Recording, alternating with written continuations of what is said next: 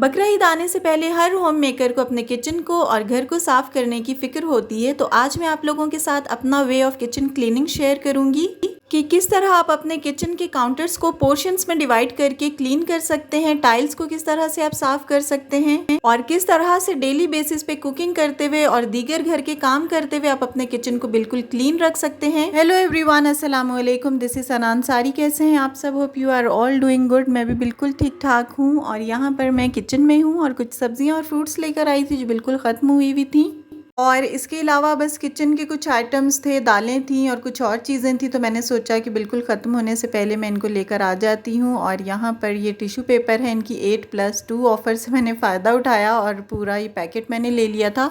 और यहाँ पर ये चने का पैकेट है, वाइट चने। ये मुझे ½ kg लेना था लेकिन 1 kg अवेलेबल था तो मैंने यही ले लिया। एक्चुअली 1 kg बहुत ज़्यादा होता है हमारी फैमिली के लिए, तो ये काफ़ी टाइम तक चलता रहता है। और इसी तरह यहाँ पर मैंने अंडे ले लिए थे और उसके अलावा टमाटर मैंने लिए हैं। टमाटर आजकल काफ़ी सस्ते हैं और इस ऑफ़र को आप लोग भी फ़ायदा उठाएं, अवेल करें और इसकी प्यूरी बना के फ्रीज़र में रख लें। मैंने अभी तो नहीं बनाई लेकिन बनाऊंगी इंशाल्लाह, क्योंकि बकरा ईद के टाइम पे काफ़ी एक्सपेंसिव हो जाती हैं ये सब चीज़ें। और इसके अलावा इन टमाटरों की सॉस भी बनाकर, टोमेटो सॉस बनाकर लोग रख लेते हैं या प्यूरी बना के रख लेते हैं और उसको खानों में यूज़ किया जाता है। और अक्सर लोग इस तरह बस साबुत ही इनको फ्रीज़ कर लेते हैं और जब खाना बनाने के लिए चाहिए होते हैं तो उसे थोड़ी देर पहले निकाल कर रख लेते हैं। तो जो भी मेथड जिसे कन्वीनियंट लगता है वो इस टमाटर के सीज़न में उसे यूज़ कर लेता है। और यहाँ पर सब्जियों के साथ मैं लेकर आई थी हरा धनिया, जो कि हमें होता है कि ये विदाउट हमें पैसे दें और मुफ्त में मिल जाए हरा धनिया। तो जनाब मुझे भी ये मुफ्त में मिल गया था हरा धनिया और मैंने इसको काट के इस तरह से छोटे से कंटेनर में रख लिया है। और ये मैं नहीं बल्कि हर क्लास की औरत मेरे ख्याल से ऐसे कर रही होती है कि हरा धनिया और हरी मिर्चें जो हैं वो हमें सब्जियों के साथ मुफ्त में मिलनी चाहिए। तो एनी हाउ मिर्चें भी मुझे मिल गई थी बट ये मुफ्त की नहीं थी, ये मैंने पैसों की ली थी। और हरा धनिया जो है वो काफ़ी सारा, ये देखें मैं आपको दिखा रही थी कि ख़राब सा था, ये बासी सा और येलो येलो से पत्ते थे इसके, तो मैंने उसे डिस्कार्ड कर लिया था और फ्रेश वाले को मैंने रख लिया था। और इसके साथ ये जो ग्रीन मिर्चें हैं इसकी भी मैंने डंडियाँ तोड़ ली थी। इस तरह ये काफ़ी टाइम तक फ्रेश रहती हैं।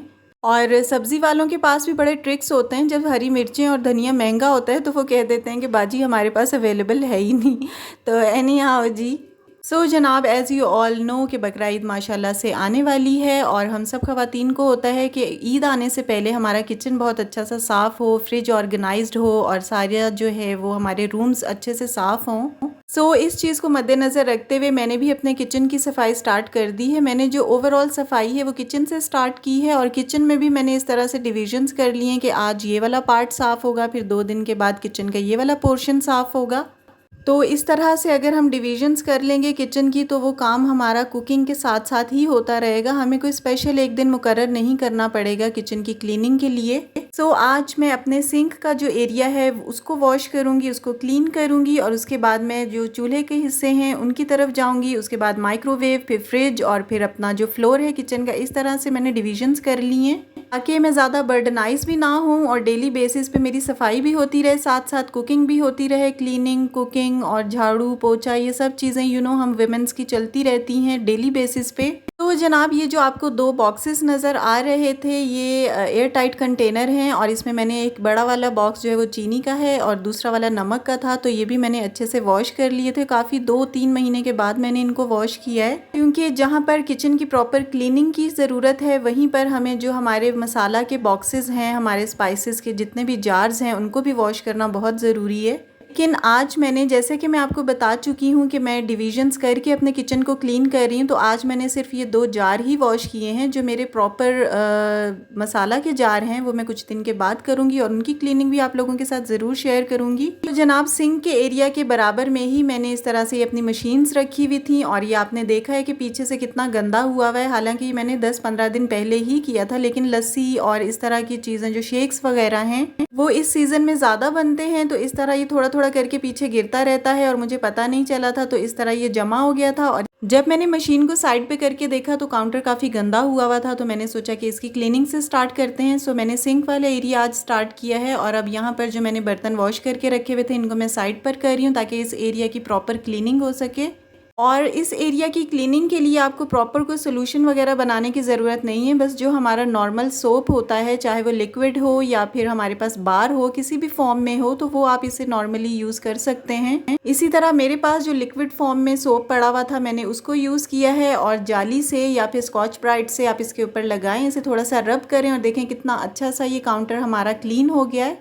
इस तरह से जब आप पोर्शंस में सफाई करते हैं तो आपका माइंड बहुत रिलैक्स रहता है। थोड़ा थोड़ा काम डिवाइड करके करें तो इस तरह जो हमारे टाइम टेकिंग काम भी होते हैं वो भी इजीली हो जाते हैं, क्योंकि हमने उनको प्रॉपर डिवाइड किया हुआ होता है। इसी तरह मेरे जो सिंक के एरिया के सामने वाली टाइल्स थी उनको भी मैंने वॉश कर लिया था। सिंक की साइड वाली जो टाइल्स हैं वो इतनी ज़्यादा ग्रीसी नहीं होती हैं, क्योंकि यहाँ पर इतना ऑयल का काम नहीं होता। जो ज़्यादा ग्रीसी होती हैं वो चूल्हे की साइड वाली होती हैं। तो ये मेरी बिल्कुल साफ़ थी टाइल्स, बस थोड़ी सी गंदी थी, वो सोप से ही साफ़ हो गई थी। और एंड पे मैंने इस तरह से एक जो गीला कपड़ा होता है उसको मैंने निचोड़ के अच्छे से वॉश करके और उसके बाद मैंने इस पर वो लगा दिया था, तो यहाँ से ड्राई हो गया है स्लैब। गर्मी इतनी है तो स्लैब फ़ौरन ही ड्राई हो गया था। और उसके बाद मैंने इसको, जो बाकी चीज़ें मैंने उठाई हुई थी, मशीन्स थी और सैंडविच क्राफ्टर था, वो मैंने यहाँ साइड पे रखा हुआ होता है क्योंकि यहाँ स्विच करीब है, तो इनको मैंने अपनी जगह पर रख दिया था। और इसके बाद जो बराबर में आपको सिंक नज़र आ रहा है, इसको मैंने इसी तरह से अच्छे से वॉश कर लिया था और बिल्कुल चमक गया था सिंक भी हमारा। और ये है मेरे किचन की इस साइड की फाइनल लुक, क्योंकि सिंक की, बर्तनों के रैक की और मशीन्स की साइड है। तो ये वाला काउंटर टॉप, ये वाली स्लैब मैंने आज वॉश कर ली है और प्रॉपर इसकी मैंने ईद के लिए क्लीनिंग कर ली है। और बाकी के पोर्शंस की क्लीनिंग भी इंशाल्लाह मैं जल्दी करूंगी और आप लोगों के साथ शेयर भी करूंगी। वीडियो अच्छी लगी हो तो मुझे ज़रूर बताइएगा कॉमेंट बॉक्स में, और जो भी चैनल पर न्यू है वो प्लीज़ चैनल को सब्सक्राइब भी करते जाइएगा। इंशाल्लाह आपसे मिलती हूँ नेक्स्ट वीडियो में। अपना ख्याल रखिएगा। अल्लाह हाफिज़।